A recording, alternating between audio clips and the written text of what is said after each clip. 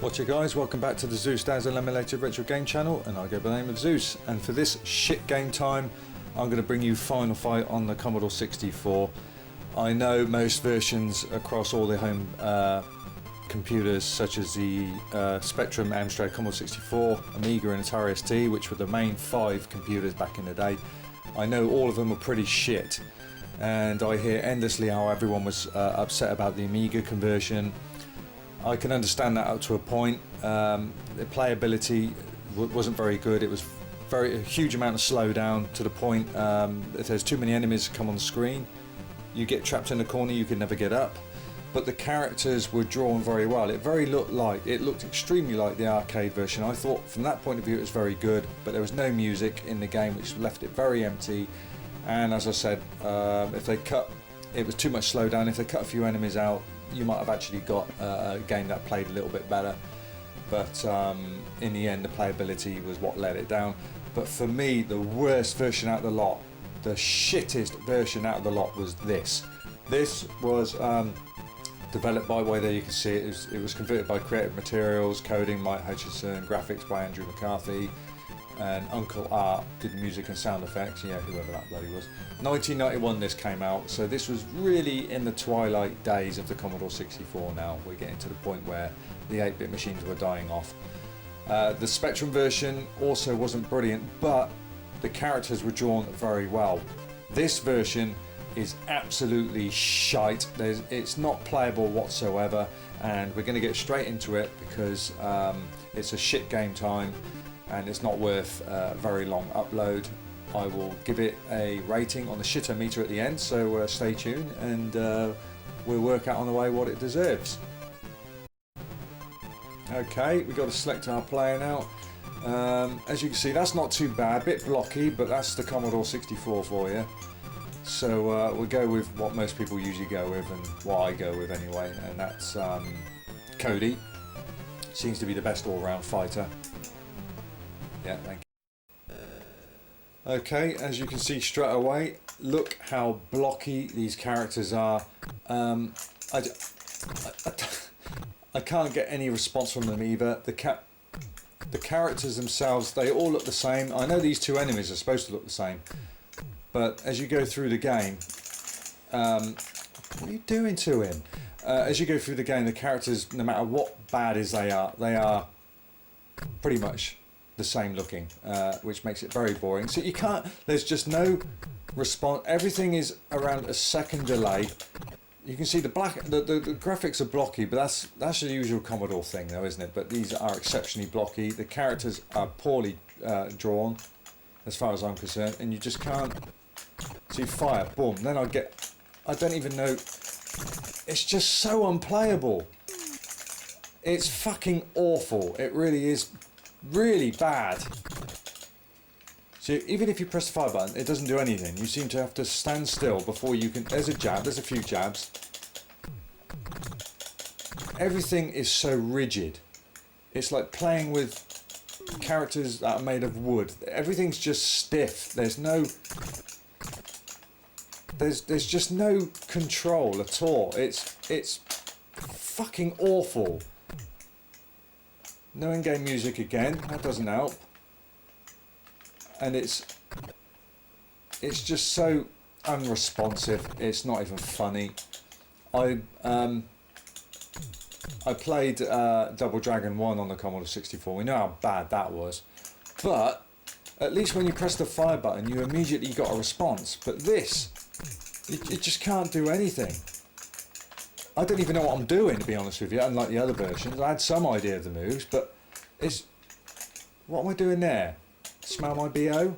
You see the way he just grabbed him? Look, smell my BO, mate. Go on, have a look. No, thank you. I'm looking the other way. Well, smell it that way then. Smell that side. Smell that arm as well. No, I don't want to smell that. I'll smell that arm. What the fuck do I do? Oh, I did a throw. This is punch, punch, punch. Yeah, is that it? Anymore? It's also a multi-load game,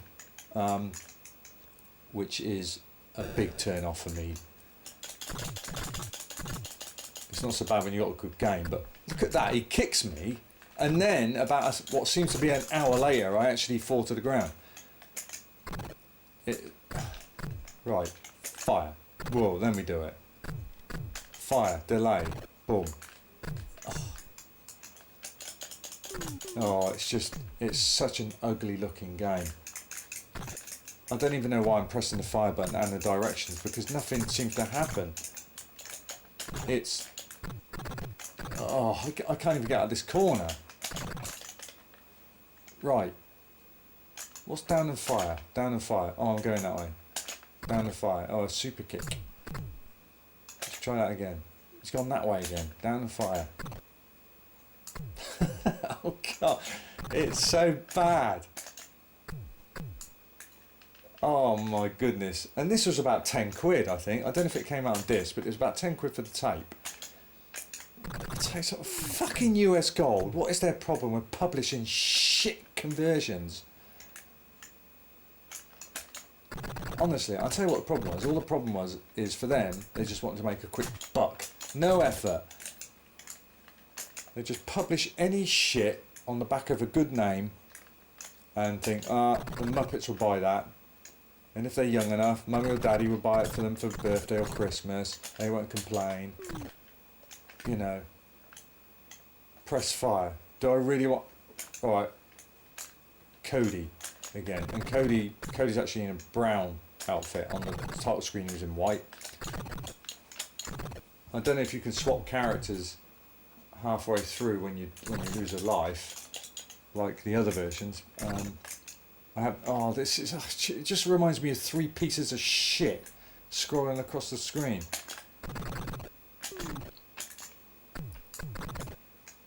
It's just so unplayable. I'm not enjoying this at all. I mean, even if you get beat up, there should be some fun element in the game, but there's nothing. This is just horrible. And you can't tell if you're hit or not until you suddenly move, because you get this boom, as if you've been hit, but you don't move for what seems an hour. Fucking do something. Oh, we did a... Let's try that. You got to jab the fire button and the direction you want it to go in at the same time. Don't do that. Like most beat 'em ups, you can continuously go one direction, press the fire button, but nothing happens when you do that in this game. It's just one load of blocky pile of 3 piles of blocky feces moving across the screen. That's all it is. There's no in-game music, as I said, so that's bad. There wasn't on the Amiga version either, but at least the characters were drawn virtually like the arcade, but this is just crap. Is that some... Can I pick up a knife? I've got a knife. Can I use it? Well, I think I did. Oh. I can't see me playing this for very much longer. This is fucking awful, and this is going to get a serious rating on the shit meter, because it is that bad. It really is crap. I mean, Human Killing Machine was bad in general, and not again on the 64, but at least it was playable somewhat on the C64. If you ever check that out, Human Killing Machine on 64, and it was pretty good music actually. Someone at Teartex had some talent as far as Commodore 64 music. They also did some good music on the English version of Street Fighter 1. On the Commodore 64, but this has got nothing. You can't control the character. It's crap. It's unresponsive. The delay is a joke. Everything's blocky. Do something. I don't even think I want to fucking play this anymore. This is terrible.